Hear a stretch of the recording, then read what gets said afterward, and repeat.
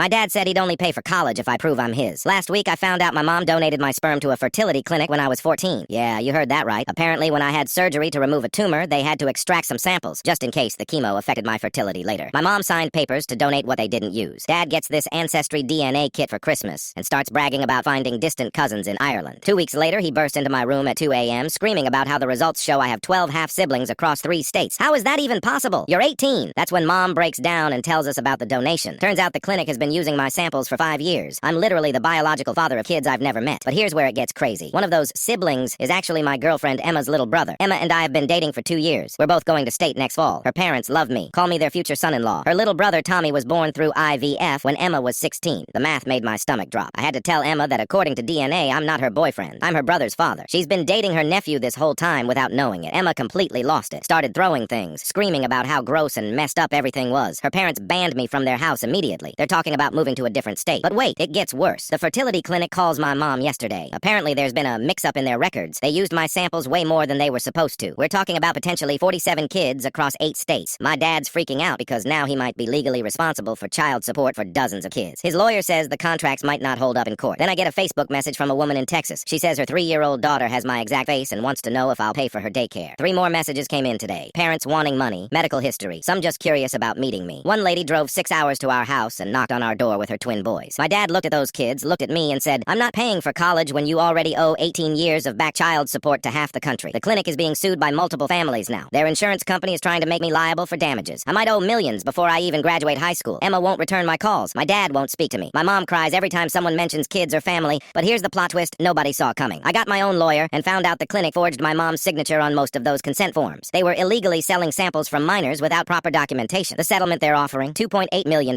My dad went from demanding paternity tests to begging me to forgive him. Emma's parents called asking if we can work things out now that I'm potentially wealthy. Everyone who abandoned me last week suddenly wants to be family again. But you know what? The money's going into a trust fund for all those kids I accidentally fathered. They didn't ask for this mess either. As for college, I'm paying my own way with money I earned, not money I inherited from a medical scandal. Sometimes the best revenge is just being a better person than everyone who gave up on you. And honestly, I'm kind of excited to meet my biological kids someday when they're older.